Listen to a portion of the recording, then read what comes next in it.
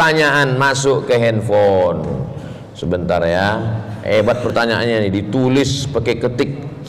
Ustadz, orang memulai zikir ada yang memulainya afdalul zikri la ilaha illallah.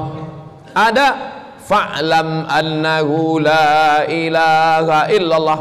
Ada afdalul zikri fa'lam annahu la ilaha illallah.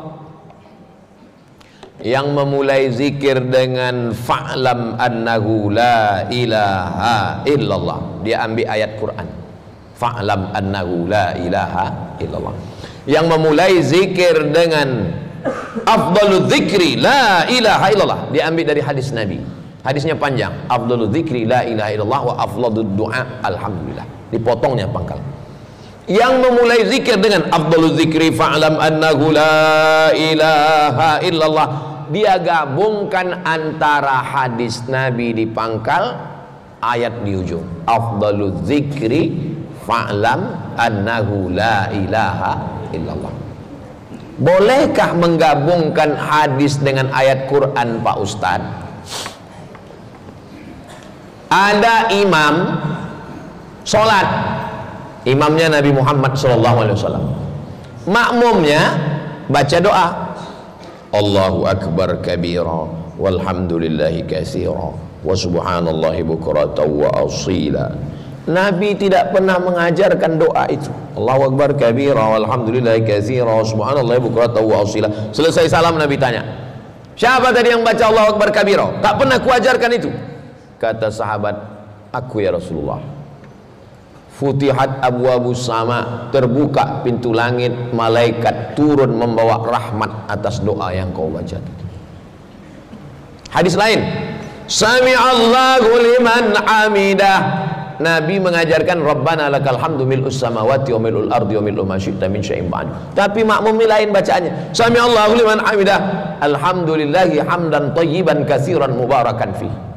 Selesai sholat Nabi tanya, siapa yang baca alhamdulillah hamdan katsiran thayyiban mubarakan fi? Ana, saya ya Rasulullah.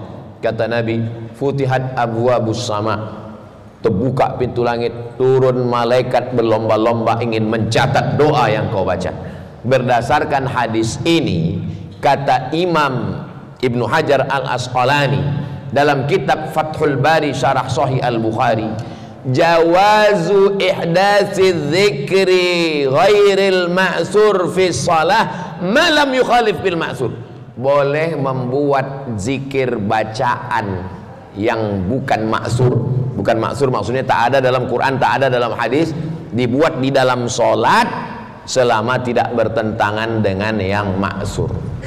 Sedangkan bacaan yang tak ada dalam Quran, tak ada dalam hadis, boleh dibaca di dalam sholat, apalagi di luar sholat, dan itu ada dalam Quran dan hadis. Yang tak boleh itu pas baca Quran dirobahnya isi Quran, itu yang tidak boleh.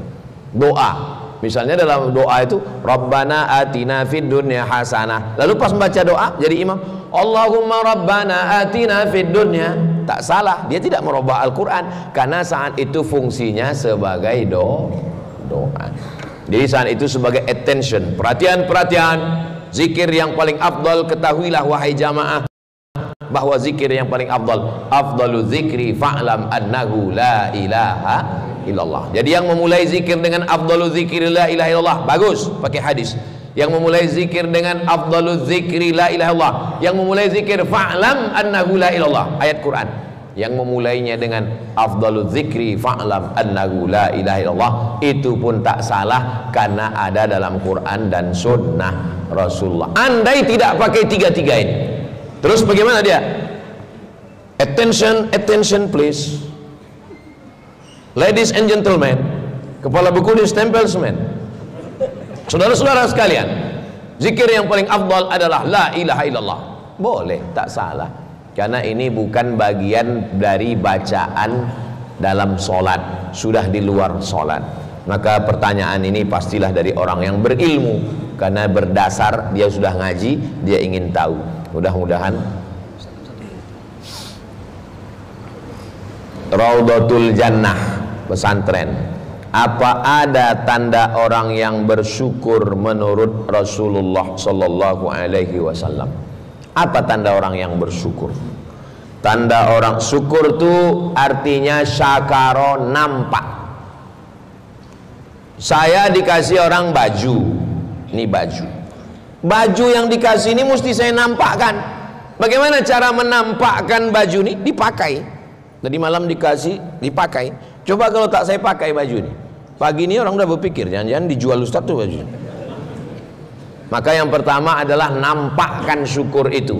Wa amma bi ni'mati rabbika, habis nampakkan. Kau Islam, ya nampakkan kau Islam. Asyhadu an la ilaha illallah. Kau sehat, nampakkan kau sehat, berjalan ke masjid. Mulut kau sehat, iya nampakkan. Subhanallah, subhanallah. Kau bertenaga, nampakkan. Kau punya harta, nampakkan. Bangun masjid. Masjid Al-Munawwarah 10 salam. Lampunya ini kalau begini ini paling enggak 30 juta harganya. Hati-hati. Artinya nampakkan. Yang pertama nampakkan. Yang kedua, setelah dinampakkan, maka dia mesti diajarkan, disampaikan. Karena orang Islam tidak mau selamat diri sendiri. Dia mesti menyelamatkan orang lain. Ud'u ila sabili rabbik, ajak orang lain. Jangan masuk surga sendirian. Tak boleh masuk surga sendirian. Makanya Rabbana atina, kami semua. Dan yang terakhir, yang ketiga adalah kalau syukurnya lisan, tunjukkan pada lisan. Kalau syukurnya badan, tunjukkan pada badan. Kalau syukurnya mata, tunjukkan pada mata, tengok Quran. Kalau syukurnya hati, tunjukkan pada hati, renungkan Allah. Kalau syukurnya pada pikiran, gunakan pikiran sesuai dengan yang sudah diberikan Allah.